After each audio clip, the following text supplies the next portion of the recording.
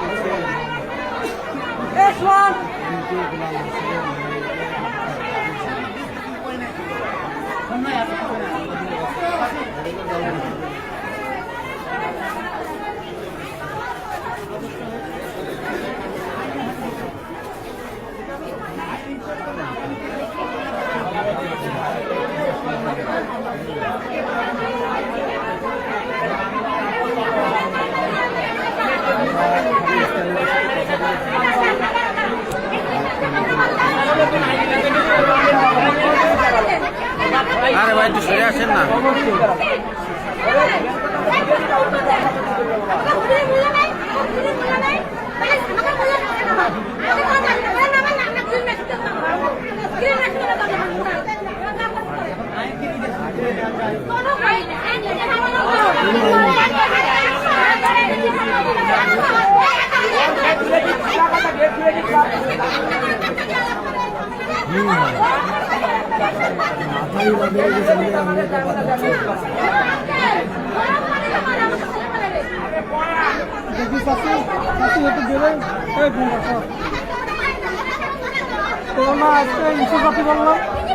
আজকে এনে জ্ঞান জমাবে তাই তো গেলাম না, কালকে জমানো কালকে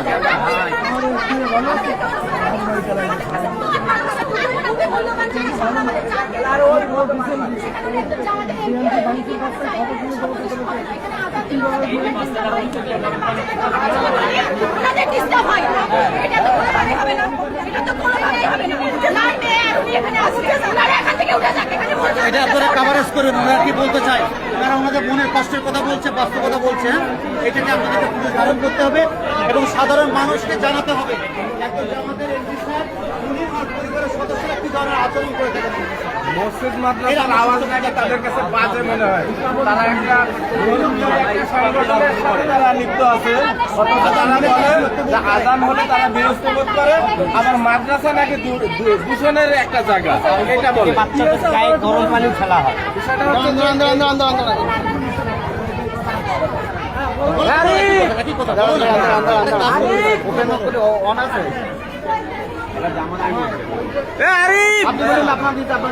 বুমটা দাও আর ওটা রেডি রাখো।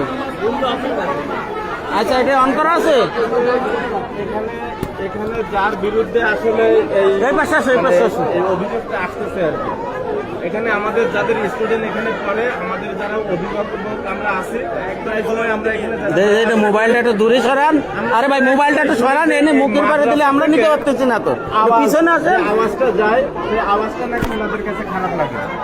যখন আজান দেওয়া হয় এই আজানটা নাকি ওনাদের কাছে খুব খারাপ মনে হয়।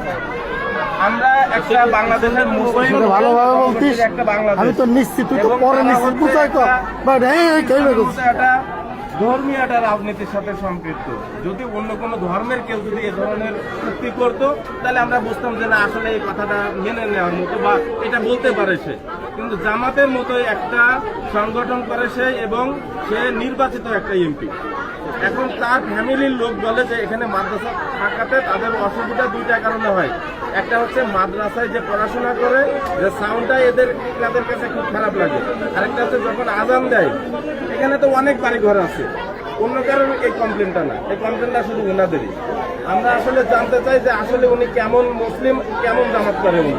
তো যাই হোক, এখন সর্বশেষ আমাদের এলাকাবাসী হিসেবে আমাদের যে দাবি সেটা হচ্ছে যে আমরা এটার সুস্থ তদন্ত করে, এটারও তো আমরা কোনো ব্যক্তির কাছে এই দোষীরা আমরা দিতে পারি না, আমরা দেব প্রশাসনের কাছে। আমরা নিজেরাও তার গায়ে হাত দিতে চাই না। আমরা প্রশাসনকে সম্মান করি, আইনের প্রতি আমরা শ্রদ্ধাশীল। আমরা প্রশাসনের কাছে হস্তক্ষেপ করব এবং প্রশাসন আমাদেরকে আশ্বস্ত করবে এবং দৃষ্টান্তমূলক শাস্তি দিবে, এবং সেটা থেকে আমরা বুঝবো না এ ধরনের অন্যায় করলে প্রশাসন এ ধরনের মানে পদক্ষেপ নিতে পারে। তো আমরা সর্বশেষ একটা কথাই বলবো, জামাতের মতো একটা সংগঠন করে যারা এই ধরনের মাইন্ড সেট আপ নিয়ে চলাফেরা করে তারা আগামীতে কিভাবে দেশ শাসন করবে এটাই তাদের কাছে আমার প্রশ্ন। ঠিক আছে।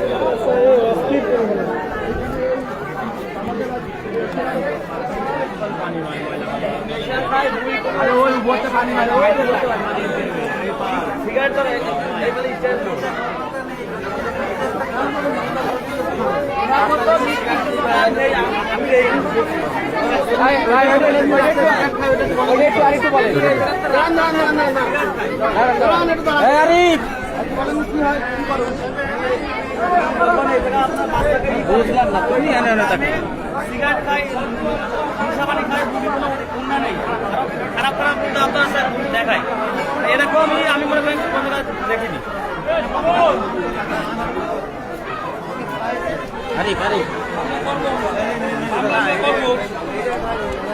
একটু ধরে ধরে দুটা নিতে তো পারবা না, ধরতে লাগবে।